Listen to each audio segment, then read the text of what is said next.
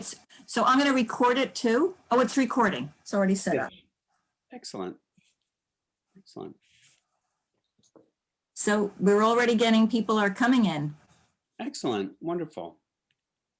Hello, everyone who's coming in.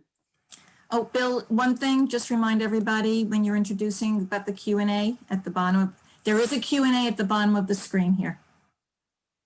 Okay. It's very accessible.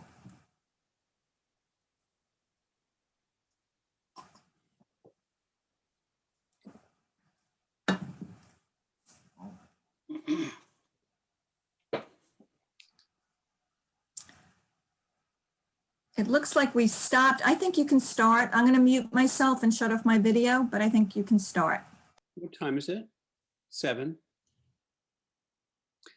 Well, then I'm going to say hello to everyone. My name is Bill Valerio, and I am the director of Woodmere Art Museum, and I'm here tonight in a program that's about an artist whose work is on view at Woodmere right now, Sam Feinstein, an artist who, really moved the needle in Philadelphia, made a contribution through his art, and also made a contribution to the development of the arts through, a very deep passion and drive inside of him that had to do with being a teacher, both in the traditional sense of teaching in schools, but also being somebody dedicated to engaging the public with ideas about the arts and what it is that art means to life. And I've learned a lot about Sam over this last year, especially as we've, organized and presented the exhibition. I need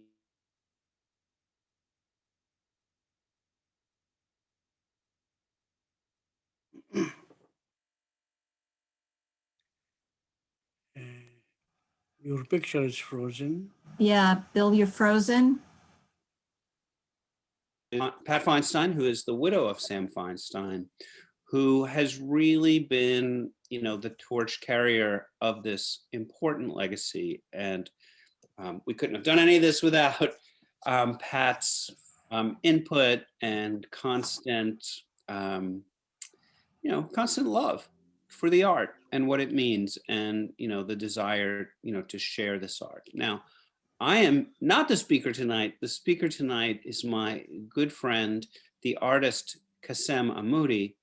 And for a long time, I've known that Kassem and Sam Feinstein, were, brothers from another life. Kassem is a very, very passionate fan of Sam Feinstein's, has been for some time. And I know that, like Sam, Kassem is a magical teacher, just has an ability inside the painting studio to nurture and support students, student painters who are working in a hands-on way, colleague painters, peers as well, in terms of interaction and positive reinforcement, exchange of ideas. So I am thrilled that we're here tonight, and Kassem is going to be talking about what is it that makes Sam Feinstein so exciting to him. And I'm looking forward to hearing about this, because I respect so much of what Kassem brings to the table. Kassem is going to talk about technique and process. I will be here. I will probably mute my video so you're not just staring at my face while Kassem is speaking, but I will be here. And if there are times, Kassem, if you want me to answer, a question about the history, or, I will certainly come back for the Q&A. We are encouraging everybody who's on this webinar to please put questions into the Q&A feature at the bottom of the screen. Hildy Tao, who's Woodmere's Director of Education, who organized us tonight. Hildy is going to be monitoring the Q&A, and she's going to make sure we get to everybody's questions. And, we will, be glad to, spend time with that at the end of this. So with that, I want to introduce my friend Kassem, who's here. and describe a little bit about Kassem. Kassem has an international career as an artist. He went to school in Cairo at Helwan University before coming to the United States and settling in Philadelphia, where he completed the MFA program at the Pennsylvania Academy of the Fine Arts. Kassem is a big part of the art scene in Philadelphia. The most honor that we have at Woodmere is that Kassem teaches in our studio program, but I know that he also teaches in the studio program at the Mainline Arts Center, at the Pennsylvania Academy of the Fine Arts, and at the Perkins Center for the Arts. He has shown his work all over the world in exhibitions. I'm always, it's always wonderful to talk to Kassem and find out, what's going on with his art and where is it right now. And, more locally, he has shown his work.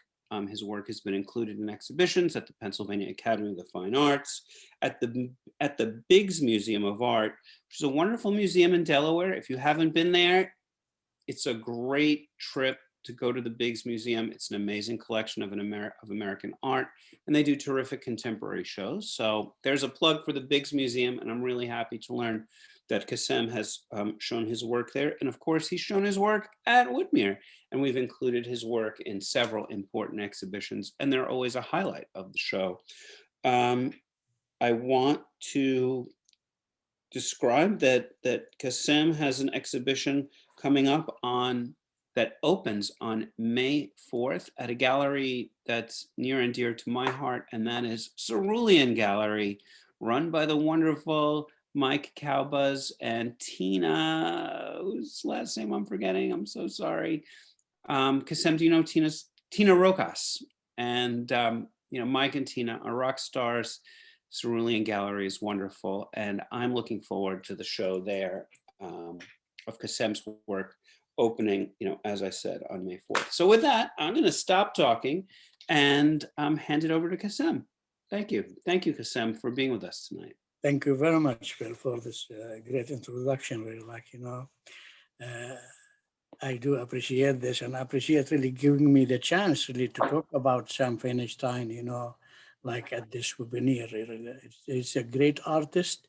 He really, when I discovered him, it was like a revelation for me. I was really a graduate of master's degree, and I studied 2 years at the Barnes Foundation, the collection, but really he was a whole new thing really when I discovered him really. And I can recall at the time where I'm still teaching, but now we use the computer. I really when I bought his book, maybe 15 years ago, a little more or less, I really forgot. But when I bought his book, I was really crazy about his book, and about the colors. And I used to carry that book with me every day when I'm going teaching. I carried many books John Mitchell, Diebenkorn, and stuff like Gorky and this. And one of them is really Sam Feinstein, which really inspired a lot of my students, So I will keep going, but I will share my screen. So give me a minute.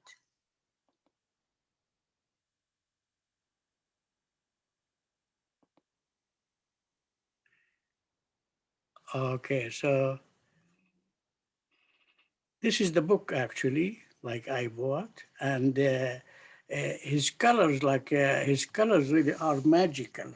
You look at the colors, and thanks actually for Woodmere Museum to put that show, because it's really I went to see the show, and it's really beautiful, beautiful. You can look at the paintings, you don't want to leave really, they just take you. And paintings like this, you can look at them every day, and every day you find something new. It's you discover little things in the painting that you haven't seen before, because it's very, very rich, So that was really the book which introduced me to Sam Feinstein, which I bought really. I don't buy much books, but when I buy, really, they are like real masters, like people I do appreciate, So I bought the book, and that traveled with me a lot every day, like going to teaching. And I was surprised too, like a lot of the students really like made breakthroughs with color,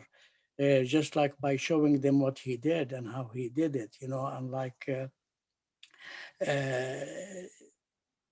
it was for them same like for me a revelation really about a new thing in art. And later on I will share like some stuff that you really like, when you see it, it is really something in you, like I think like he did things that never been done before, like with other artists. So I will go further with the paintings. So this is really the book which introduced me to him, like to his work. And this is Sam Feinstein, like even like pictures like this, when I look at the picture, I really want to hug him. It's like maybe I know him from a past life or something, like, but like he's like the look in his eyes, I can see his heart actually, like his soul in this drawing he did, And so he really was like very good, like as academically, he was very good and very strong. He did a lot of things really like since the 30s, probably between the 30s and the 50s, where mostly they were really like relate to shapes or figures, landscapes, stuff like that, interiors. But like it is really a great picture. I love like that self-portrait he did. This is another one. You can see like even from the early years, like his poetic language in his paintings. Like if you see like technically speaking, like the head, you know, oh, there is another head here. That's a metaphor. Like that, how the poet says, is this like that? When the poetry, in his poetry, like uses metaphors, like to describe things. So these are metaphors too. Like look at that. It's really like the shoulder, So when I look at this, it will move me like this. This will move like to here. So there's a lot of repetitions. Even the ears, like the ear, it's like in here. He did another, like almost another ear here too. So like really like he knew all of these things really long before.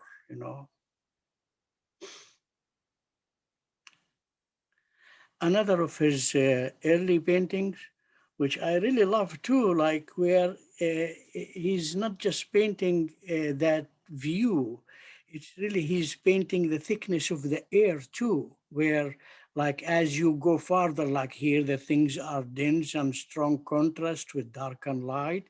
But as you go farther, it fades out. It's like the thickness of the air, like when you see a far mountain, you don't see it, or trees, you don't see it as the close one, because of that. So he's painting the thickness of the air, like in here, and it moves, like the darker here will pop to the front, and that will recede to the back. Uh, so this is really something like very, very powerful in his work, even from the beginning, really, like he was really a master, like doing that.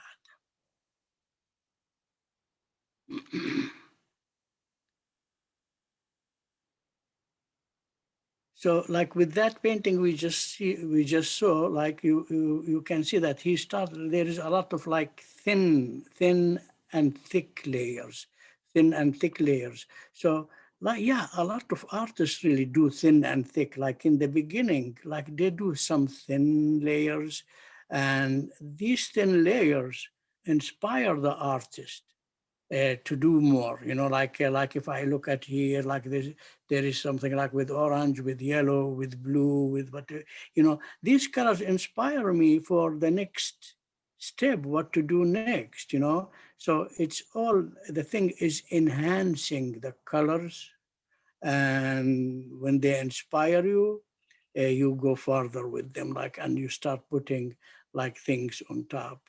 But see too, like the metaphors, like with this here, that's a curve. You will see like that's a curve. You will see like his curve can like repeating his curve. Or if he has a line like this, oh, there is a line like this. It's a metaphor, because when I look at this eye, at this line, when my eye sees this line, it will try to find something similar, you know. So this line, if I look at this right away, my eye will come here, you know, like.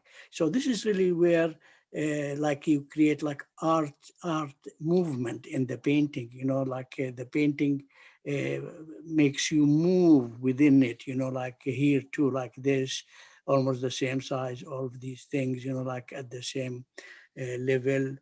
And of course, like talking like about composition, like it's all full with composition too, like his painting. Like if you can see like this here, even though it's different shapes, there is no really line, but like you will see that this is all built where the green, this, on almost one line, you know. And anything like if I see this dark line, this is a strong line, oh, I'll see this here, he put this here. So like this will move me to this, and this a metaphor moves me to this, you know. So there is a lot of repetition, beautiful repetition, which I call really metaphors, like in poetry, which makes really the painting like look good. Sometimes we do not know why it looks good. It's because of this poetic language, really great masters use, you know, and one of them is really Sam Feinstein. And of course, like it gets thicker and thicker. Like this is one of like the paintings where he has a lot of thick colors on top, you know, and like mostly like the painting, like with his painting, he uses really like the cool and warm, the dark and the light. So if what's under is cool, he puts on top of it warm. If what's under is warm, he puts on top of it cool. Or same like with the dark. If it's dark, he puts light. If it's light, he puts dark, you know, like reverses it. So he works with the opposites too, which is really great, because with the opposites, like dark and light, uh, they are both needed. It's not really like we can see with one. Like if everything is light, we cannot see anything, and everything is dark, we cannot see anything too. So we need both really, the dark and the light. And he's a master with doing that, playing with the cool and warm and dark and light.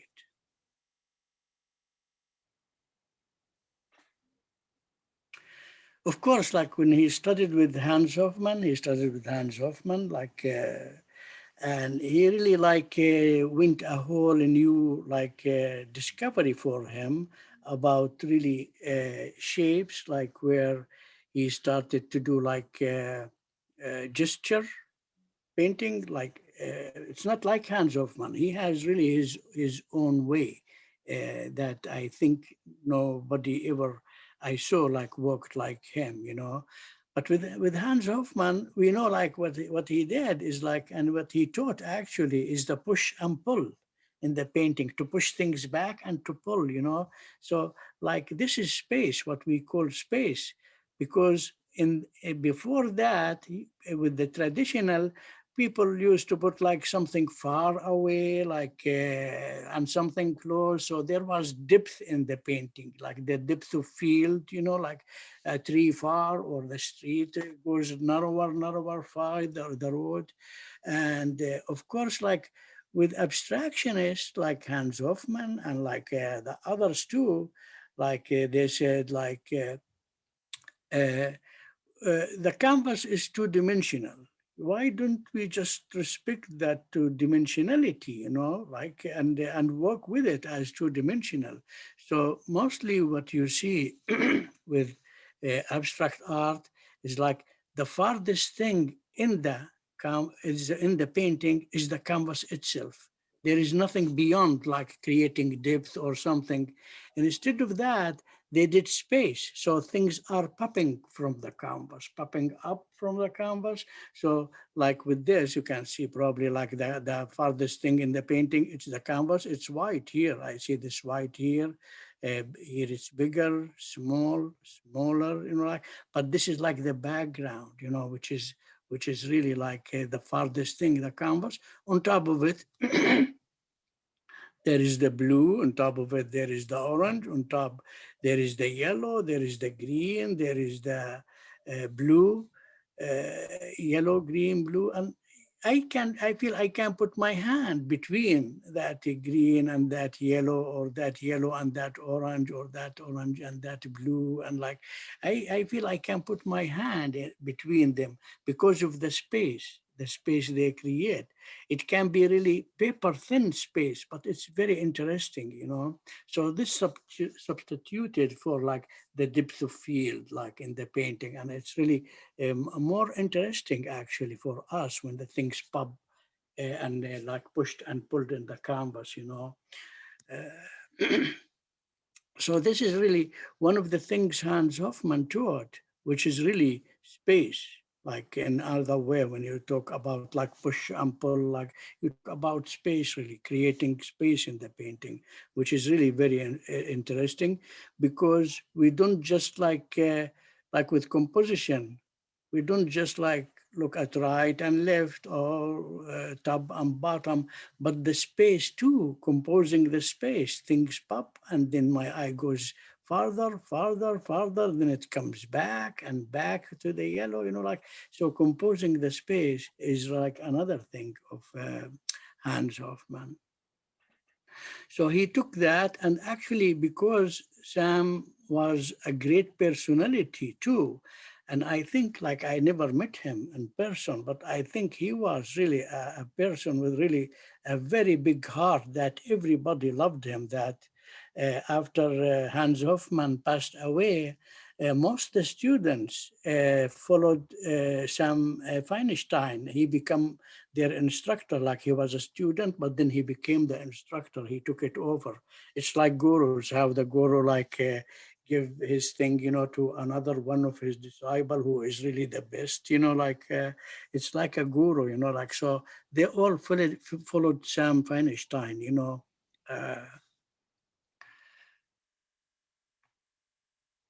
This is another painting of Sam Feinstein, and you can see like there is like a big thing always, like there is a big thing or a gesture in the painting, you know, like in his work, which is really like great, and like probably like Sam Feinstein respected that a lot and loved it, you know, and his paintings are really fiery with this like a big thing coming from top to bottom, or right to left, or left to right.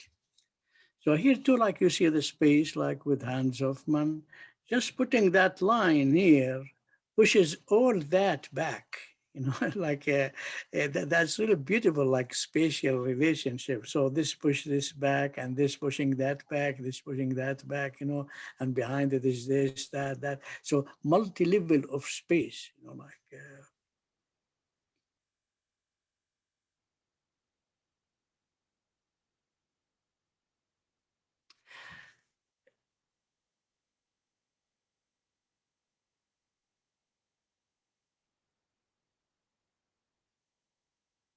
Sorry, like, yeah, okay. Yeah. So like with this painting too, like this will be the last painting of Hans Hofmann, probably, you know, because it's really about Sam Feinstein, you know. But I wanted to show really like the gesture, the big thing, like big thing in the painting, and the space where things pop and things recede under them. And that the last thing, the farthest thing in the painting is the canvas itself, you know, like that push and pull, which inspired really Sam Feinstein. But like he took it in his own direction, in his own way. He didn't do really like Hans Hofmann. Maybe in the beginning he did a couple paintings, like try to see like how Hans Hofmann worked. But then he took it like and with his own voice, really start singing with that.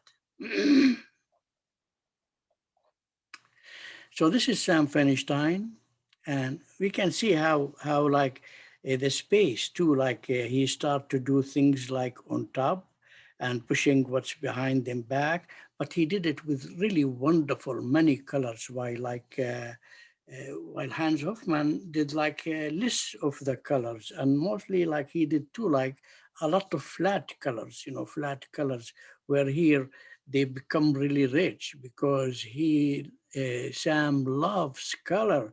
You can see it every inch in the painting is really rich and make you look and appreciate really what he did with the colors, and one of the things he said is, he wanted like to do visual music with the color, like visual music, like music we can hear, but he wants music for the eye, actually, that you can see. So this is what he did here, like that visual music, And you see like the gesture coming, like everything coming like from top to bottom, almost top to bottom, space, things on top, things under, But with all of that, it's shallow space, that the farthest thing is the canvas. Doesn't matter what the color of the canvas, or the dominant color, like it can be the blue, this kind like a green blue here or here. It can be really many colors, but like it's the background is that farthest thing in the painting, the canvas itself. This is another great painting, and I did see the show really, and like when you see the show really, which actually is running until May, so it was extended. So if you like really, the show is still on, until May. I forgot really what dates in May, but like you still can see the show there. Now, with this painting, I want to show how artists think, like good artists, how do they think, because it is really like they consider when they paint, it's like poetry. Like he did like music, as I said, and Kandinsky before him, like he did that too. Like he painted actually while he was listening to music. So he actually painted the movement he did, whatever, like it's musical, like he painted music too. So these great masters really do appreciate because it all one, like whether it's music you can see or music you can hear, it's the same thing, the rhythm and all of these things. And with this, you can see like how like he's really knows what like some of these things like about that poetic language I talked about earlier, where like metaphors in the painting. This is like that, This is like that, like so. You see, like his put this here, that cross here, You will find crosses like he's putting the cross here too, repeating it.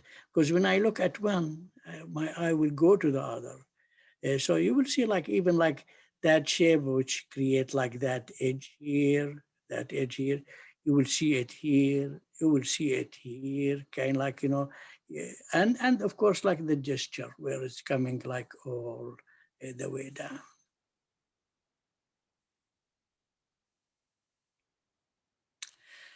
Yeah, now why I put the rainbow? Actually, like this is probably the way of the masters, and this is why I want to put that picture in here, because like Kandinsky too looked at the rainbow colors, and he loved it. Everybody, like from like old or young, like children, they love the rainbow. Everybody loves the rainbow, and this is like God made. It's a beautiful thing, like to look at, and when it happens, because it's harmony. Why? Because it's harmony. The harmony in there, like when you see like the red next to the orange, next to the yellow, they are family because yellow and red make orange, and yellow and blue make green, and the purple, of course, like with the blue makes like a red, So it's really like a rainbow, So they created, Kandinsky did that actually in his painting, and he created like rainbows actually in his work. And same with Sam Feinstein, he really like created rainbows, beautiful rainbows in his colors, Some people do not know why they like it, but it is really because of that effect, which he did it really with mastery. So if we look at this painting, like of this painting, what he did actually, like you can see like how he start here, like he's starting with the green. Next to the green, it's a yellow. Next, like it's an orange. Next, it's a red. It's a purple under it. And then it's a blues. And then he goes back to the green, like it's a whole spectrum, actually, the whole spectrum of like the rainbow colors or the color wheels. The color wheel we studied like in art, this is the color wheel. He did it from here to here. And a lot of his painting have that effect, actually, which is really like very beautiful. And you see it like everywhere, wherever he puts yellow, it's either he puts green next to it or orange next to it. From one side, because yellow makes green and makes orange, So this is why he did that, because there is really a great harmony in doing this. And see too, like with this, like beside the colors where everything like looks like a beautiful rainbows, but like this is an abstracted rainbows, with mark making, with texture, with stuff like that in it, So it's really like a beautiful to look at, like every day, like you look at it, you don't get tired of that, and you discover something new. And of course, there is too, like the gesture where like things coming like this, which I talked about before, like, and he have sometimes two movement, one coming like this, and sometimes he has the opposite, like that, so that's really like a beautiful, beautiful variation of colors too, like in addition to that, and how he balances like that blue. He just put like few blues here, and that's balanced, like big, small, smaller with the colors. They know, these masters know, like if I put really like a big blue and a big orange, same size, they will fight each other. They will kill each other. I don't know where to look. But then if I put like big blue and then a small orange, like the color work more interesting, in a way more interesting. Like if I have a big blue, a little slice of orange next to it will make the blue bluer, looks bluer and more beautiful. And the opposite is true, and that's exactly the same with all the other colors. If I put the complementary color next to it, but not both same size. If they're both same size, they will kill each other, like it's not good.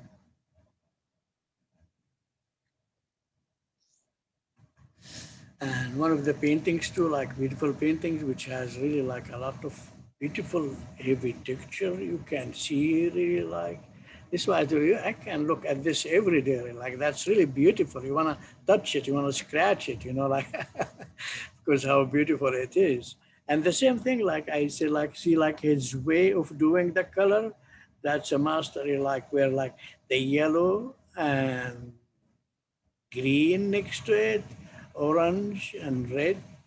Okay, so everywhere you will see, like in his painting, this effect. And of course, like the gesture, like things going like this and things coming like this, like, so he has that in his work too. It's a great painting, one really of my favorite paintings, of Sam, beautifully done.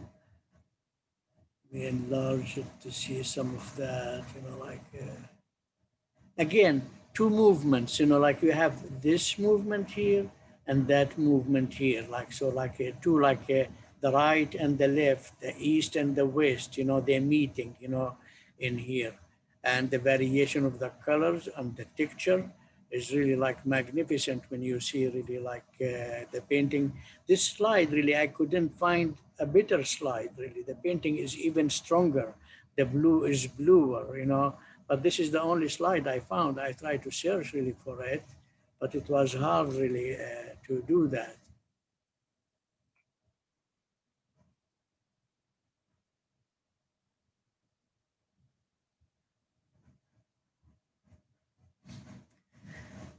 Another painting where you see like these metaphors, like he's using, like this is like this, and this, like, and this. So like these kind of like repetitions of the same kind like formula of these lines too, like these really as I say, like a beautiful metaphors. And when there is something strong like this, it really didn't happen accidentally that this is here. He put it there for this line. And he ended that kind of like a green and blue here and the orange on the other side with this line too, like, so this is really like what I talk about, like composing, like if I stretch this like here, there is the whitish color. Yes, it will come to here, it will come to here, like even the green is ending here, this, that. So these are really like a beautiful, beautiful composing of colors, of lines in the composition, and of course like the variation with the colors, which really like you never can get tired looking at a rainbow like that, like in his colors.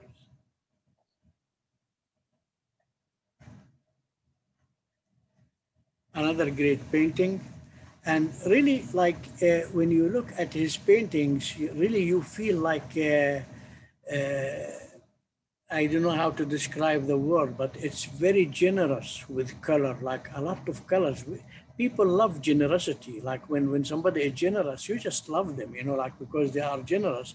And with painting too, like when somebody really put like these like a lot of colors in front of you, it's like a feast, especially if it's added with texture, like.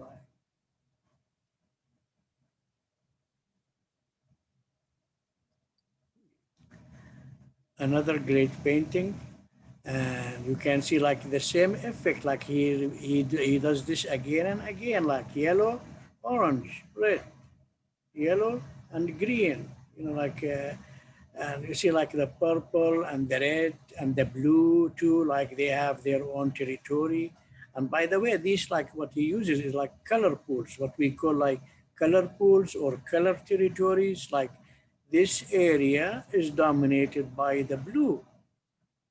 This is kind of like by the purple and red and orange, and like these warm colors. This is dominated by the yellow. This is dominated by the white, like, so there is like a color pools, I call them, that, and he's using that very good. And you can see like what I talked about, like the composition where the repetition of this, you will see him. He is adding it, all these lines. He didn't put them just for that. He put them actually because of that poetic language to make my eye move from one place to one place in the painting. Like this here, these two lines here and here. You will see he's repeating them here too. He's repeating them here too. He's repeating almost here too, and with the yellow here too, with this shape, like with this shape too, like it's repetition, like that's beautiful metaphors, in his paintings.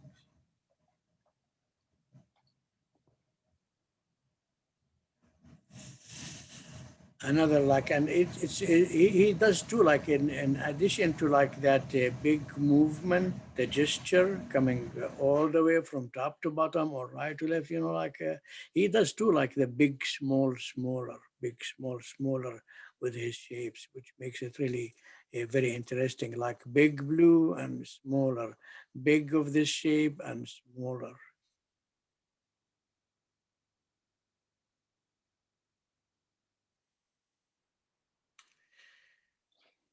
Another painting.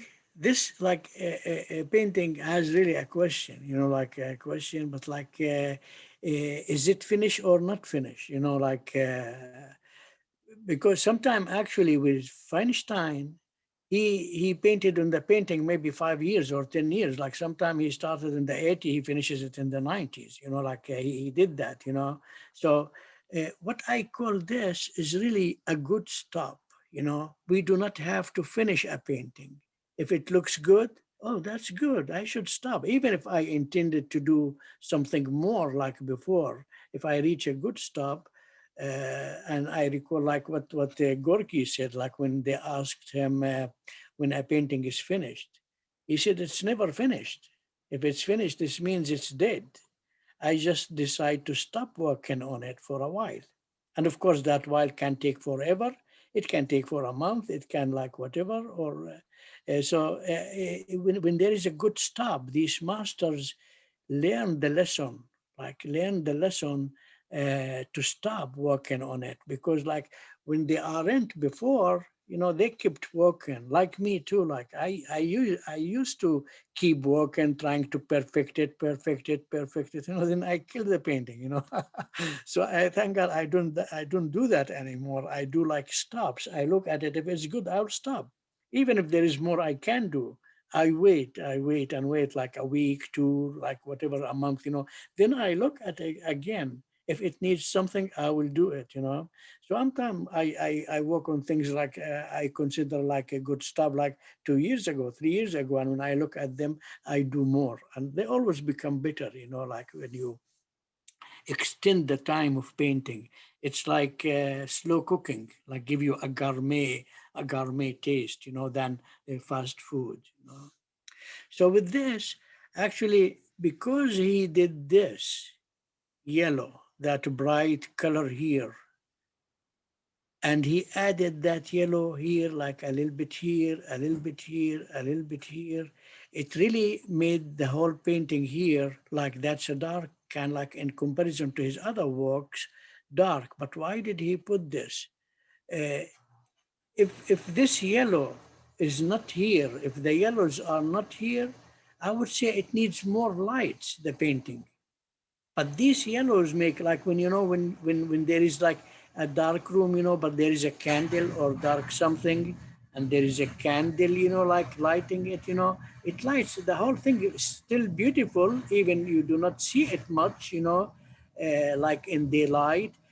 But you do see the candle and the light and where it's giving like reflection or shadows.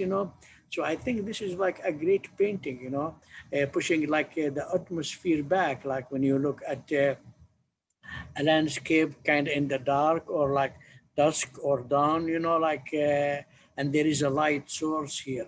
It gives you that kind like of feeling. And of course, like these kind of like big movement from top to bottom. That's really beautiful. And here, like it's a symphony of greens, blues and green symphony there.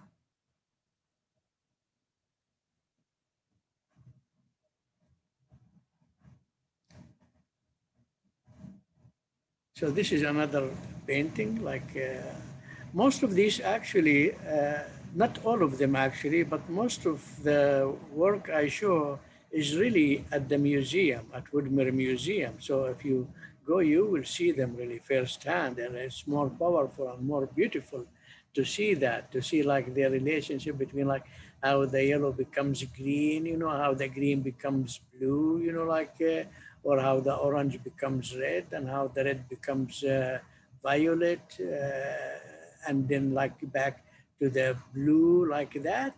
That thing really, he repeats like almost like all his paintings that have that kind like of effect of you see rainbows in it, beautiful rainbows.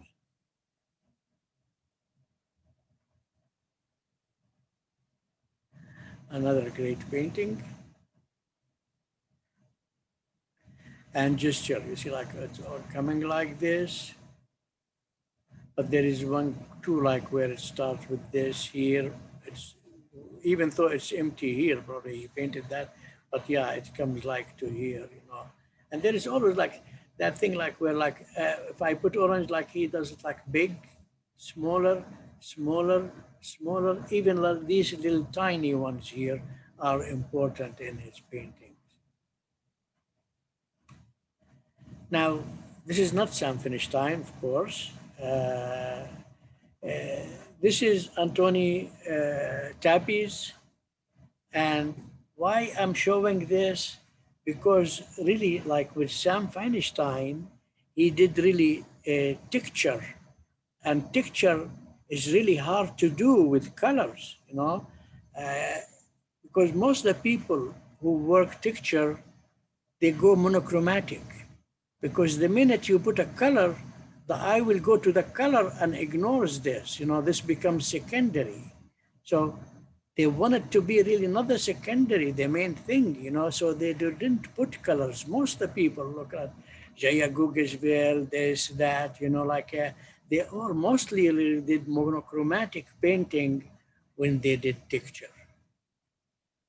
Now, with Sam Feinstein, he really succeeded. It's not easy to do really paintings, you know, with both texture and color together, and not just color, but a symphony of colors, beautiful everywhere, you know, like, and they work.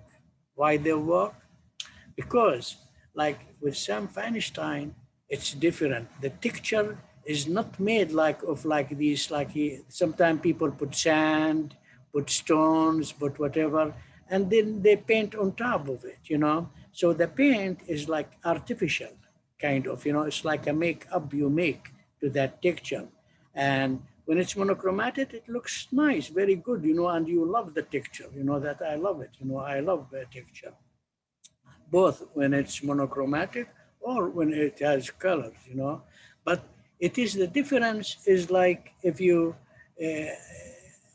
a stone, like I give you a stone that I painted it gray, for example, you know. So you see, like, you know that that stone is not gray really, you know, like it's just like a makeup that gray color on top of it. In comparison to a real gray stone, you know, if you break the one that painted with the gray from inside, it's not gray. That's fake, the gray, you know. But the gray stone, when you break it, it's all inside, outside. It's the same thing, you know. So it's original, you know. So this is the difference between this and between what Sam Feinstein did. Like he made the picture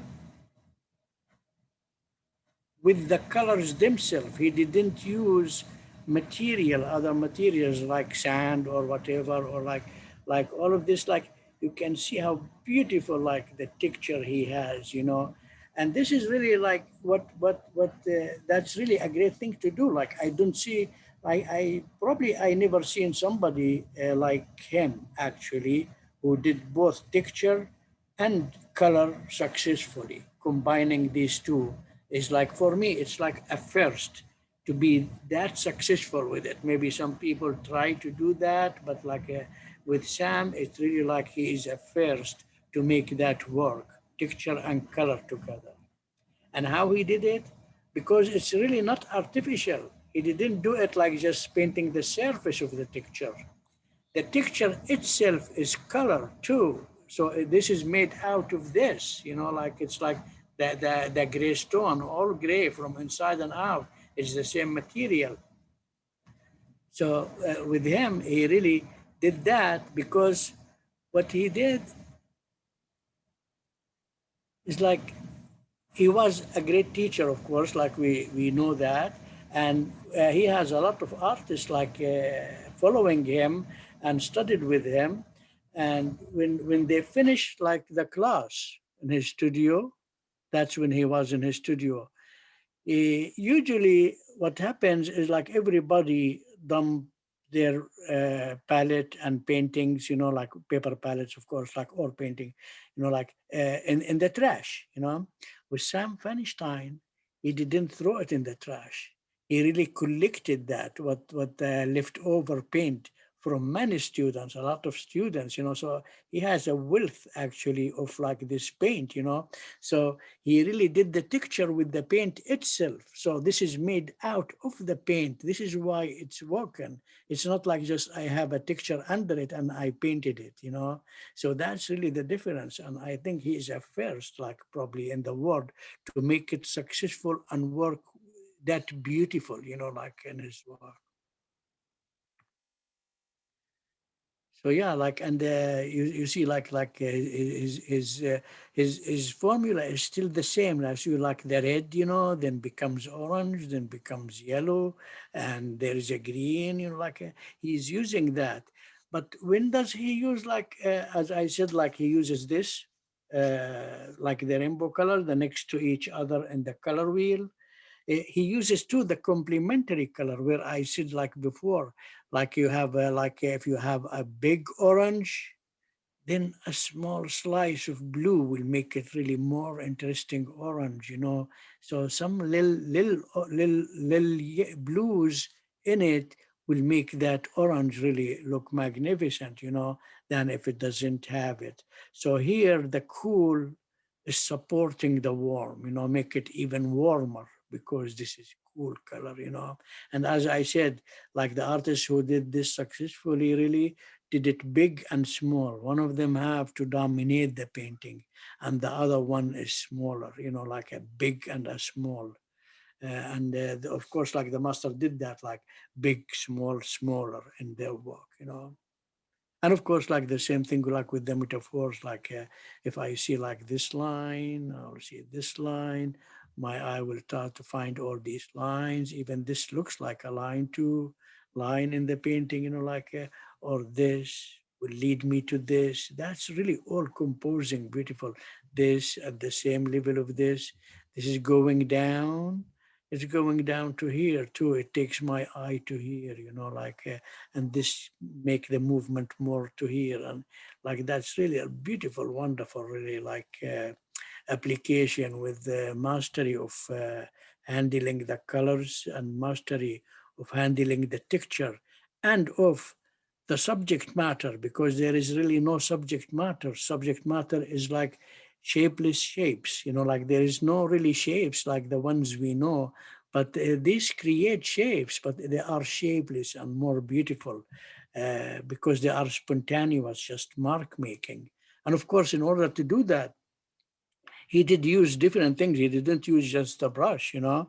He used the knife, the painting knife, you know, like and big ones and small ones, probably even with rags too. Like he'd use like many things. So, but knife and brushes, like they both really are part of his tools to apply the color.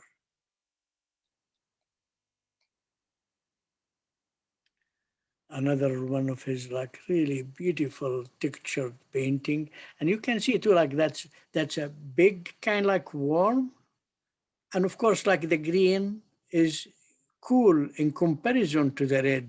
It's cool if you put it that green like next to blue, it will be warmer, but next to orange or red, it's cool, you know. So yeah, there's a big warm, and then these little cools make it like more interesting, you know.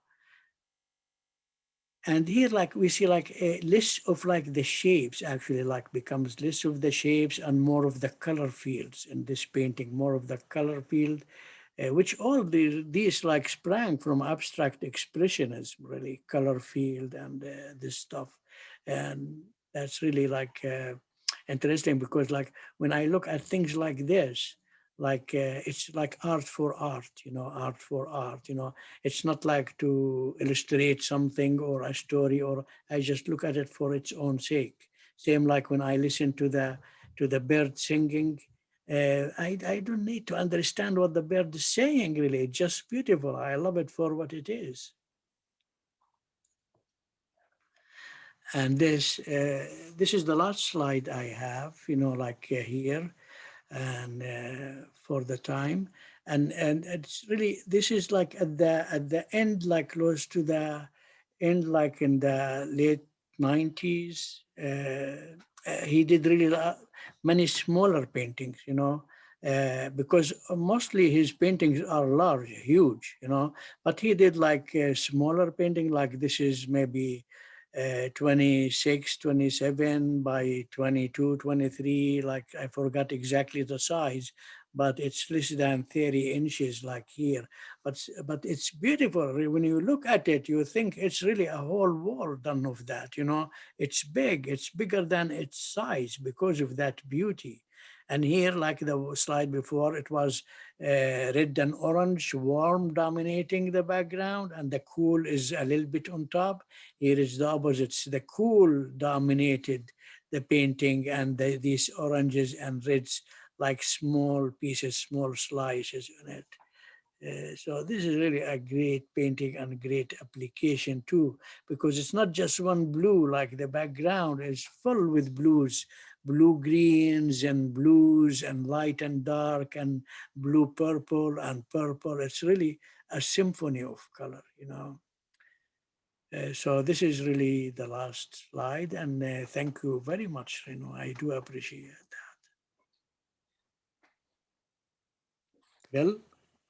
Yeah, I am trying to bring myself back in. Let's see. You're in, Bill. You're in. Can everyone see me? Well, I just want to say, Kassem, thank you for an amazing feast. I can only describe it that way. And I feel that, you know, I have loved these paintings by Sam Feinstein.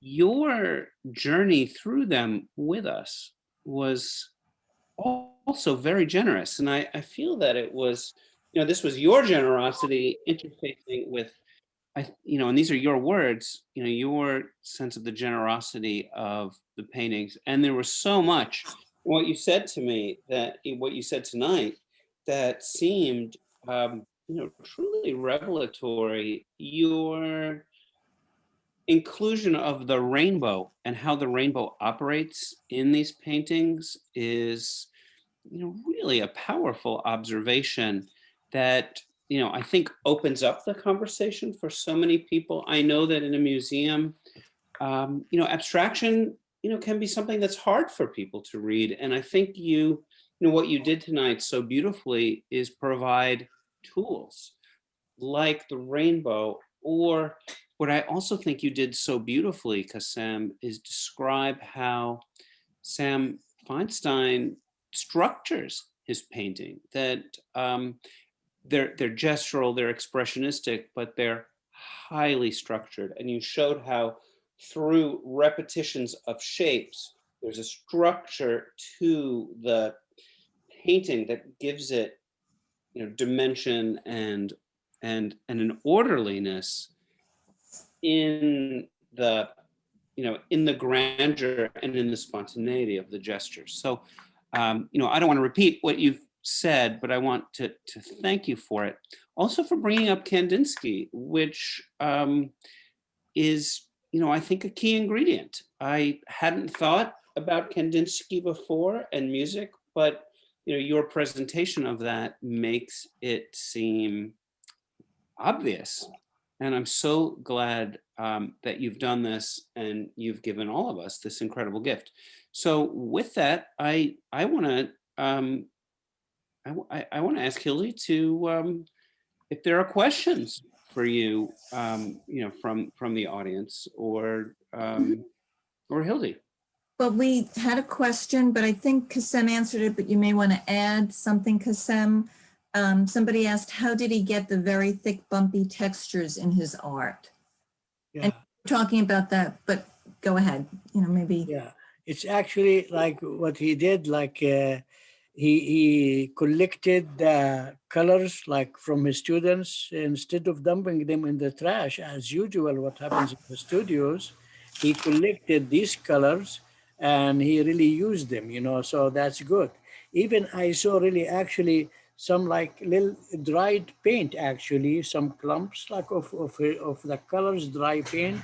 He really used them, like the good sense make throw them out. Oh, these are dried, you know. He used them actually for texture, you know. So he painted with them too, even if it's a little bit dry, not completely dry, of course, a little bit dry, you know, like the paint on the palettes, or because he did like these like with acrylic too, like, you know. So he did that. So they gave him texture too, like layers and layers, you know. So you will see probably like some clumps of paint, you know, like this, thicker, a little bit thicker, you know. So instead of using sands or anything like stones or something, he really used the colors, you know, like from what's left over of his student. Sometime when you have like 12 or 20 students, I don't know how many he had, you know, like, and each one of them have palette and it's rich with colors. So you collect them, it's like a feast. You have a lot of things, you know. So this is what he did, you know, and this is how he got his picture, you know. And I think this is a first. Actually, I never seen somebody, an artist, doing exactly the same thing. So he is a unique, unique, like one of a kind in the world, I think, like in the world of art, one of a kind, really, that nobody did exactly the same like him. He is different and unique with that approach, combining both like color and texture, because it's really hard, as I said, to do color and texture together. But he did it like really magnificent way. That worked. There are comments, but somebody just actually just wrote another question in Kassem. Let me just get to it because I wanted to give you the comments. Are pretty special too. Kassem, do you think his work was mostly a journey of discovery, or did he have a goal of where he wanted to take the painting? Discovery, of course, like most of the painting are discovery, like with this kind of style, abstract expressionism, most of it is discovery. Actually, you do initial things in the painting on the canvas, and then you respond to what's happening. You respond, and they kind of like intuitively, like they give you like an intuition or something like that, or a feeling, oh, I want to do this here, I want to do that. So it grows, like a baby grows, like from baby to big, so the painting grows same like the baby, I don't think there is planning like in this, like in this kind of painting. It's like he does first like initial things, whether it's a mark making, big thing coming down, and he responds to what's happening. He responds and start adding more and more and more until the painting is, I don't want to say done, until he feels that, oh, this is a good stop. Well, Kassem, I also want you to know there are some very lovely comments. Elsa Walks doesn't have a question, but a personal thought. To quote, I was so fortunate to have studied with Sam for several years in Philadelphia, approximately 1965 to 1980. Sam taught me how to find and express my own essence in my art, as well to make my spirit sing with a kaleidoscope of color. Sam is explaining Sam's art so beautifully. How special to be here. Thank you. Thank you. And then another comment from Patricia Connolly. Amazing talk. Please do more of these. Always a joy to hear Kassem speak about paintings. Thank you, Patricia. And I just want to add that when we have been going through your presentation and talking, there was a point where Kassem was talking about how he moved to abstraction and how he could never go back, and because it's so spiritual. And you were talking about that in terms of Sam's work. And I didn't know if you wanted to talk about that or elaborate on that a little bit, or you've said quite a lot. I think like abstraction is like spirituality. When you become really spiritual, a lot of the things change in your life. Like they change, like that ego and me, everything is about me and stuff like that. I'm different, I'm against the whole world. That all kind of like disappear when you are really spiritual. You see the whole as one, and the one as the whole, so we all are one. And so with abstraction, it is really like spirituality, and sometimes people go to monasteries, for 15 or 20 years to get enlightened. And same with me, to get enlightened with abstraction, it took me years actually, because I went to Papa and studied 3 years, the post-bac and the master, and I was struggling to understand how abstraction, I needed really a figure in the painting.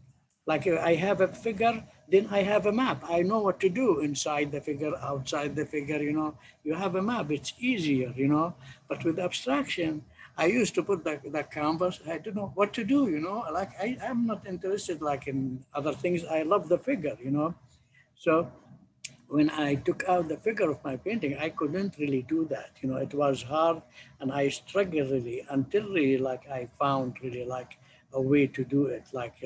Or I became spiritual, or I became abstractionist. It's the same for me, and when you become really abstractionist, when you do abstract, it's really hard for you to go back and do figures or tables and chairs or whatever, do subject matter, like it's a beauty for its own sake, you know, like it's kind of like abstracted beauty, which is really the original beauty before forms, you know. There is like that original beauty, you know, which is really in the abstract, you know.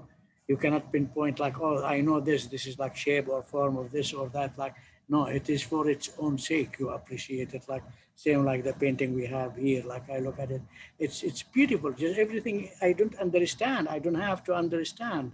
Like I said about the birds singing, you know, like you love it, but you don't have to understand it. And the same thing like with abstraction, when you look at it, you just like love it or you don't, you know, like it's like that, you know, like the birds song, you know. And with these, like they are like the greatest songs I ever seen in my eye. These are songs like for the eye to see, you know, like.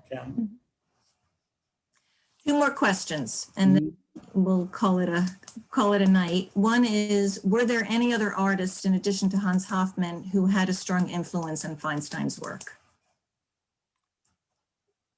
I wonder if I might jump in there. I mean, I feel that, you know, when I look at Sam Feinstein, and I know, you know, just a little bit from the history, you know, I think the other artist to be mentioned is Arthur Karls, who was, of course, also very connected in to Hans Hofmann.